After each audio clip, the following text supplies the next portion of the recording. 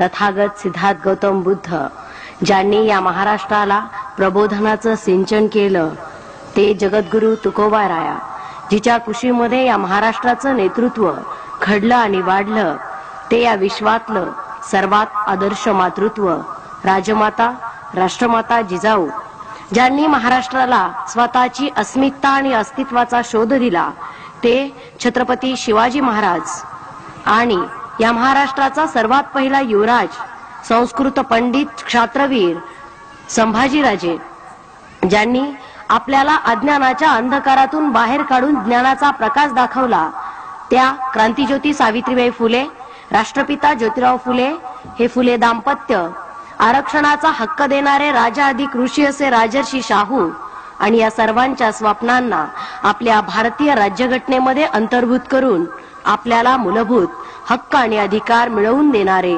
बुद्धिसम्राट doctor Babasaheb Ambedkar, तसेच ज्या ज्या महामानवांनी आणि ज्या ज्या महान स्त्रियांनी बहुजनांचं राज्य यावं, बहुजनांचा विकास व्हावा आणि बहुजनांचं शासन प्रस्थापित व्हावं म्हणून त्याग दिला, योगदान दिलं, त्या सर्व महामानवांना आणि महान स्त्रियांना मी प्रथम अभिवादन करते.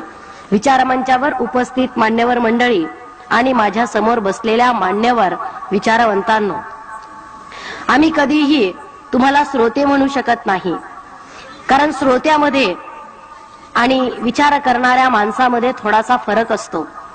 बघा, राजहंस असतो, राजहंसाला जर आपण दूध आणि पाणी एकत्र करून दिलं तर तो दूध पिऊन घेतो आणि पाणी तसंच ठेवतो. ही ऐकणाऱ्या लोकांची भूमिका असली पाहिजे.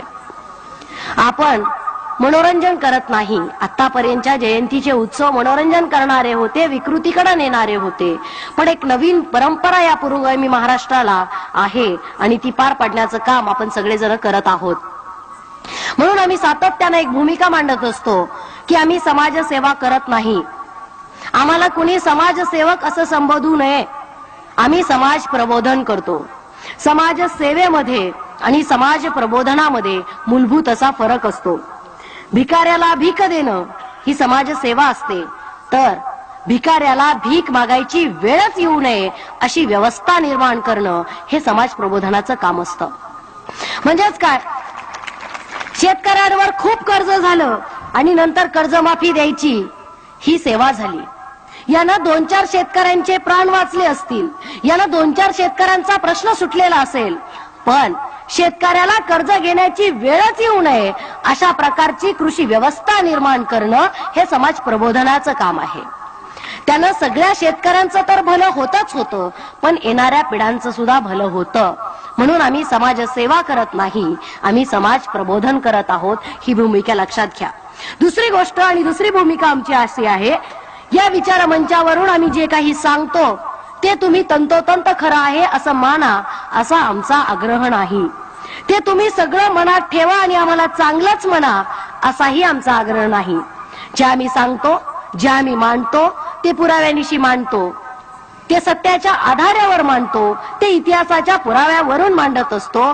तर त्याच्यावर फक्त तुम्ही विचार करावा आणि या विचारांती जे तुम्हाला योग्य वाटेल तो तुम्ही निर्णय घ्यावा, असा आमचा तुम्हाला सल्ला आहे. आणि तिसरी आणि महत्वाची गोष्ट मी स्पष्ट करेल की लोक आम्हाला असं म्हणतात की तुम्ही ब्राह्मणांना शिव्या देता.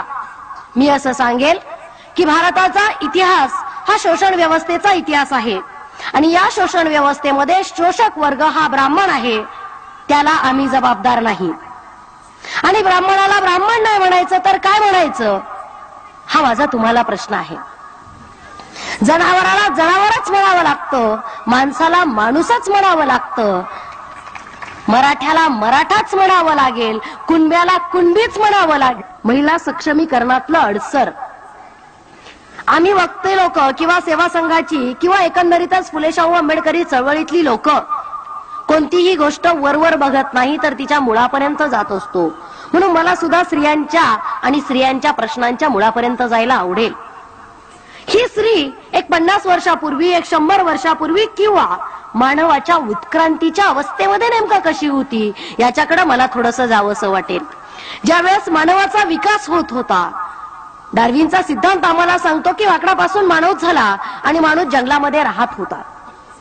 ज्यावेळेस हा माणूस भटकंती करत होता, ज्यावेळेस हा माणूस सुद्धा एक वनवासी होता, एक जंगल रहिवासी होता, त्यावेळेस आमच्या स्त्रियांची भूमिका काय असावी समाजामध्ये?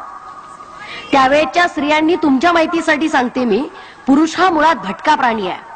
स्त्री ही भटकी नाही, ती एका जागेवर स्थिर राहणारी, विचार करणारी, एका जागेवर राहून त्या जागेला स्वतःच्या राहण्यायोग्य बनवणारी प्राणी आहे.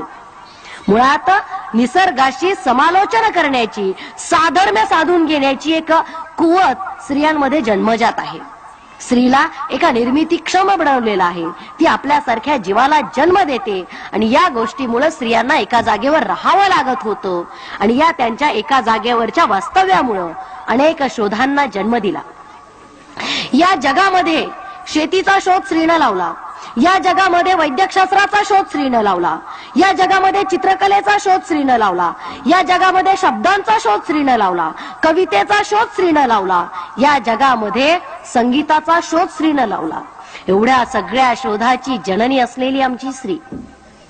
मी आदिम काळाकडे याच्यासाठीच गेले की आम्हाला आमची ओळख नाही. आमच्या बहुजन समाजाचा प्रश्न कोणता असेल तर आम्हाला आमची ओळख नाही आणि त्यातली त्यात स्त्रियांना स्वतःची ओळख अजिबात राहिलेली नाहीये. अजिबात आमचं अस्तित्व आणि अस्मितेचा शोध घेण्याचा प्रश्न आमच्या स्त्रिया करत नाहीत. त्या तरी काय करतील? सकाळी आस्था, प्रवचन, दुपारी थोडाफार वेळ मिळाला तर घरघर की कहाणी असते आणि संध्याकाळी परत सत्संगाचा कार्यक्रम असतो. विचार करायचा कधी? विचार करायचा कधी? या गोष्टीला आमच्याकडे वेळच शिल्लक राहिलेला नाहीये. मला असं वाटतं की इतक्या साऱ्या शोधांची जननी असलेली स्त्री, एका मानव निर्मितीची क्षमता असलेली स्त्री, एवढं मोठं सृजन आपल्या कुशीमध्ये घेऊन वावरणारी ही स्त्री, आमची आदिशक्ती, आमची आदि माया, आमच्या सगळ्या निर्मितीचा अर्क असलेली स्त्री एवढी गुलाम का झाली? का एवढं गुलामत्व आमच्या स्त्रियांमध्ये आलं? बघा, तुम्ही पुरुष लोक फक्त एका गुलामगिरीत जीवन जगता. आमचा स्त्रीवर्ग हा 2 गुलामगिरीमध्ये जीवन सातत्यानं जगत आहे. पहिली गुलामगिरी इथल्या धर्मग्रंथांची, इथल्या धर्म पुरोहितांची, इथल्या धर्म व्यवस्थेची गुलामगिरी.